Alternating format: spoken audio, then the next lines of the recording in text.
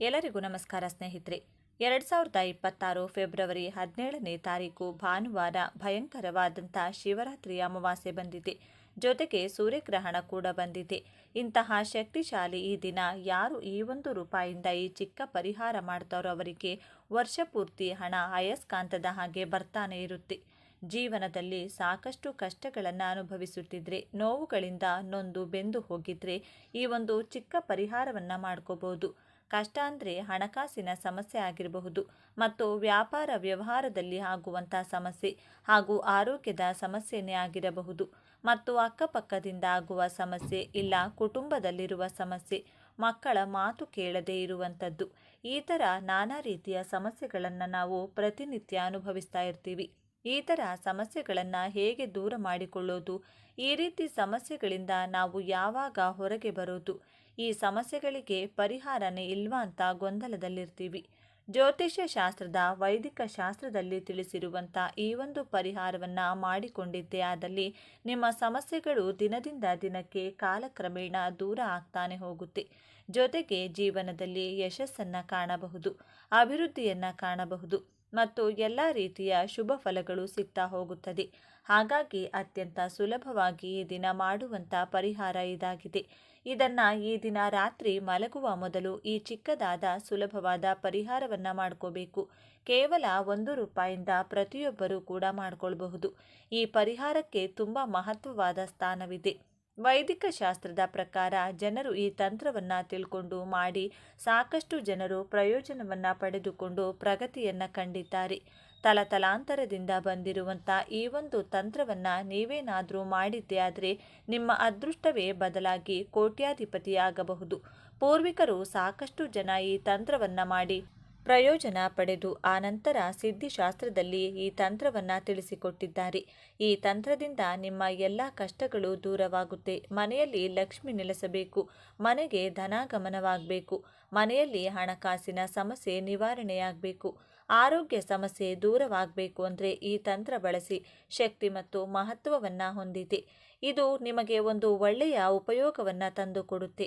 ಈ ತಂತ್ರವನ್ನು ತಿಳಿಯುವುದಕ್ಕಿಂತ ಮೊದಲು ನೀವೇನಾದರೂ ನಮ್ಮ ಚಾನಲ್ನ ಸಬ್ಸ್ಕ್ರೈಬ್ ಮಾಡದೇ ನೋಡ್ತಿದ್ರೆ ಈ ವಿಡಿಯೋಗೆ ಒಂದು ಲೈಕ್ ಕೊಟ್ಟು ನಮ್ಮ ಚಾನಲ್ನ ಸಬ್ಸ್ಕ್ರೈಬ್ ಮಾಡ್ಕೊಳ್ಳಿ. ಮತ್ತು ತಾಯಿ ಲಕ್ಷ್ಮೀ ದೇವಿಯ ಆಶೀರ್ವಾದ ಸದಾ ನಿಮ್ಮ ಮೇಲೆ ಇರಬೇಕು ಅಂತ ಬಯಸಿದರೆ ಓಂ ನಮೋ ಶ್ರೀ ಲಕ್ಷ್ಮೀ ದೇವಿಯೇ ನಮಃ ಅಂತ ಕಮೆಂಟ್ ಮಾಡೋದೇ ಮರಿಬೇಡಿ. ಈ ವಿಡಿಯೋ ಎಲ್ಲರಿಗೂ ತುಂಬ ಉಪಯೋಗವಾಗುತ್ತದೆ.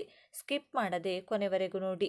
ಎಲ್ಲರೂ ಅಂದ್ಕೊಳ್ತಾ ಇರ್ತಾರೆ, ದಿನದಿಂದ ದಿನಕ್ಕೆ ಸಮಸ್ಯೆಗಳು ಜಾಸ್ತಿ ಆಗುತ್ತೆ, ಕಡಿಮೆ ಅಂತೂ ಆಗ್ತಾ ಇಲ್ಲ, ಯಾವುದರಲ್ಲೂ ಅಭಿವೃದ್ಧಿಯನ್ನು ಕಾಣ್ತಿಲ್ಲ, ಹಣಕಾಸಿನ ಸಮಸ್ಯೆ ತುಂಬ ಆಗ್ತಿದೆ, ಮನೆಯಲ್ಲಿ ಯಾರೂ ಮಾತು ಕೇಳ್ತಿಲ್ಲ, ಏನು ಮಾಡೋದು ಅಂತ ಗೊಂದಲದಲ್ಲಿ ಇರುವವರಿಗೋಸ್ಕರ ವೈದಿಕ ಶಾಸ್ತ್ರದಲ್ಲಿ ಈ ಪರಿಹಾರವನ್ನು ತಿಳಿಸಿಕೊಡ್ತಿದ್ದಾರೆ.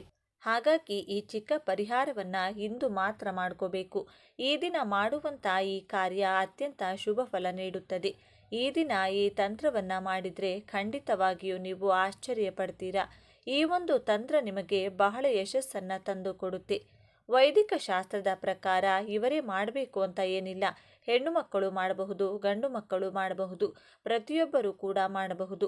ಮನೆಯಲ್ಲಿ ಹೆಣ್ಣು ಮಕ್ಕಳು ಗಂಡನಿಂದ ಗೌರವ ಕೊಡದೇ ಇರಬಹುದು, ಮತ್ತು ಗಂಡ ಕಿಂಚಿತ್ತು ಮರೆಯದೆ ಕೊಡದೇ ಇರಬಹುದು. ಪ್ರತಿದಿನ ಕಲಹ ಇರುವಂಥ ಸಮಸ್ಯೆ ಕೂಡ ಇರುತ್ತದೆ. ಅಥವಾ ಗಂಡ ಕುಡಿತಿದ್ರೆ, ಕೆಟ್ಟ ಚಟಕ್ಕೆ ದಾಸನಾಗಿದ್ರೆ, ಮನೆಗೆ ಸರಿಯಾಗಿ ಬರುವುದಿಲ್ಲ, ಮನೆಯಲ್ಲಿ ಹೇಳುವುದು ಕೇಳಲ್ಲ, ಸರಿಯಾದ ರೀತಿ ನಮ್ಮ ಜೊತೆ ನಡೆದುಕೊಳ್ಳೋದಿಲ್ಲ, ಯಾವಾಗಲೂ ಮನೆಯಲ್ಲಿ ಗಲಾಟೆಗಳಾಗ್ತಾ ಇರುತ್ತೆ ಅಂದರೆ ಕೂಡ ಈ ಪರಿಹಾರವನ್ನು ಮಾಡಿಕೊಳ್ಬಹುದು.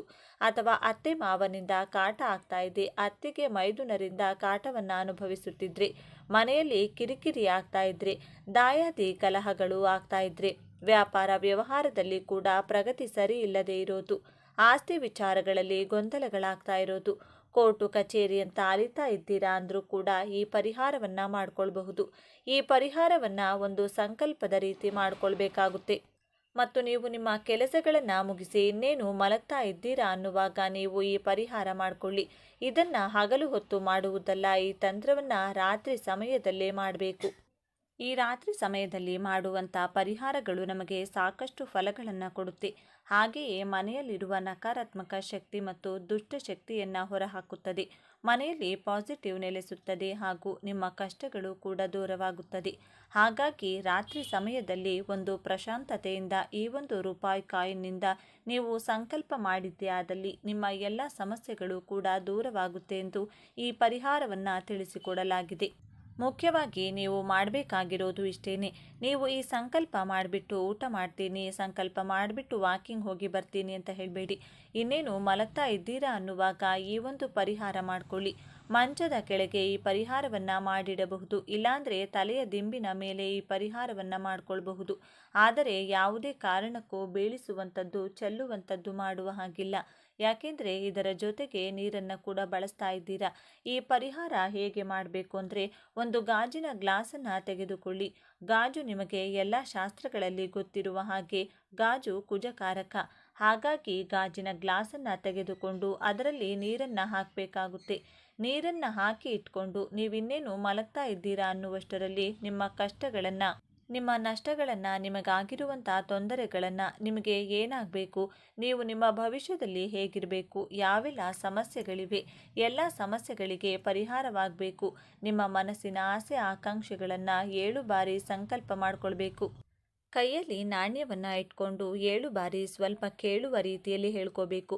ನೀವು ಮನಸ್ಸಿನಲ್ಲಿ ಎಲ್ಲ ಜ್ಞಾಪಿಸಿಕೊಂಡು ಕೈಯಲ್ಲಿ ನಾಣ್ಯ ಇಟ್ಕೊಂಡು 7 ಬಾರಿ ಸಂಕಲ್ಪ ಮಾಡಿಕೊಂಡು ಇನ್ನೇನು ನೀವು ಮಲಗುವ ಮುನ್ನ ಆ ನೀರಿನ ಗ್ಲಾಸ್ನಲ್ಲಿ ನೀವು 1 ರೂಪಾಯಿ ಕಾಯಿನನ್ನು ಹಾಕಬೇಕು. ಕಾಯಿನನ್ನು ಹಾಕಿಬಿಟ್ಟು ತಲೆದಿಂಬಿನ ಮೇಲೆ ಆದರೂ ಇಟ್ಕೊಳ್ಬೋದು. ಹೊಟ್ಟೆಯಲ್ಲಿ ಕೈ ತಾಗಬಾರದು, ನೀರು ಚೆಲ್ಲಬಾರದು. ಆ ರೀತಿ ಜಾಗ ನೋಡಿಕೊಂಡು ಆ ಗ್ಲಾಸ್ನ ಇಟ್ಕೋಬೇಕು. ಮಂಚದ ಮೇಲೆ ಮಲಗುವವರು ಮಂಚದ ಕೆಳಗೆ ಇಟ್ಕೊಳ್ಬಹುದು. ಯಾಕೆಂದರೆ ಕೆಳಗೆ ಖಾಲಿ ಜಾಗ ಇರುತ್ತೆ. ಇಲ್ಲ ಮಂಚ ಇಲ್ಲದೆ ಮಲಗುವವರು ತಲೆದಿಂಬಿನ ಮೇಲೆ ಕೈ ತಾಗದೆ ನೀರು ಚೆಲ್ಲದ ಹಾಗೆ ಇಟ್ಕೋಬೇಕು. ಈ ರೀತಿ ನೀವು ಪರಿಹಾರ ಮಾಡಿಕೊಂಡ್ರೆ ರಾತ್ರೋರಾತ್ರಿ ನಿಮ್ಮ ಸಮಸ್ಯೆಗಳೆಲ್ಲ ದೂರವಾಗುತ್ತದೆ. ಅಂದರೆ ಒಂದು ದಿನಕ್ಕಲ್ಲ, ಕಾಲಕ್ರಮೇಣ ದಿನದಿಂದ ದಿನಕ್ಕೆ ನಿಮ್ಮ ಕಷ್ಟಗಳು ದೂರವಾಗ್ತಾ ಹೋಗುತ್ತದೆ.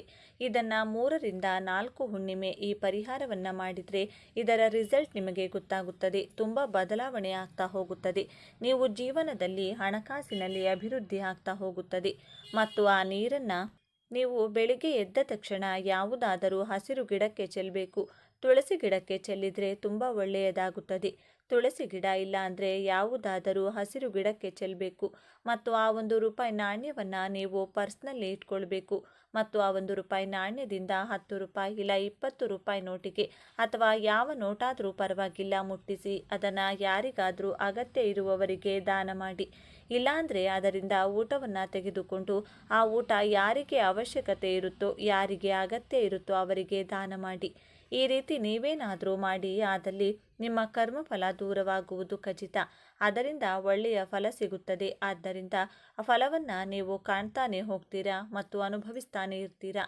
ಜೀವನದಲ್ಲಿ ಎಲ್ಲದರಲ್ಲೂ ಪ್ರಗತಿಯನ್ನು ಕಾಣ್ತಾ ಹೋಗ್ತೀರಾ. ನೋಡಿದ್ರಲ್ಲ ಸ್ನೇಹಿತರೆ, ಈ ಮಾಹಿತಿ ನಿಮಗೆ ಇಷ್ಟ ಆಗಿದೆ ಅಂತ ಅಂದ್ಕೊಂಡಿದ್ದೇವೆ. ಇಷ್ಟ ಆಗಿದ್ದರೆ ದಯವಿಟ್ಟು ಈ ವಿಡಿಯೋಗೆ ಒಂದು ಲೈಕ್ ಕೊಡಿ. ಇನ್ನು ಹೆಚ್ಚಿನ ಮಾಹಿತಿಗಾಗಿ ನಮ್ಮ ಚಾನಲ್ನ ಸಬ್ಸ್ಕ್ರೈಬ್ ಮಾಡಿಕೊಳ್ಳಿ. ಸಾಧ್ಯವಾದರೆ ಈ ವಿಡಿಯೋವನ್ನು ನಿಮ್ಮ ಫ್ರೆಂಡ್ಸ್ ಆ್ಯಂಡ್ ಫ್ಯಾಮಿಲಿ ಹಾಗೂ ಗ್ರೂಪ್ಗಳಿಗೆ ಶೇರ್ ಮಾಡಿ. ನೀವು ಶೇರ್ ಮಾಡೋದ್ರಿಂದ ಅವರಿಗೂ ನಿಮ್ಮಿಂದ ಒಳ್ಳೆಯದಾಗಬಹುದು. ವಿಡಿಯೋ ನೋಡಿದ್ದಕ್ಕಾಗಿ ಧನ್ಯವಾದಗಳು.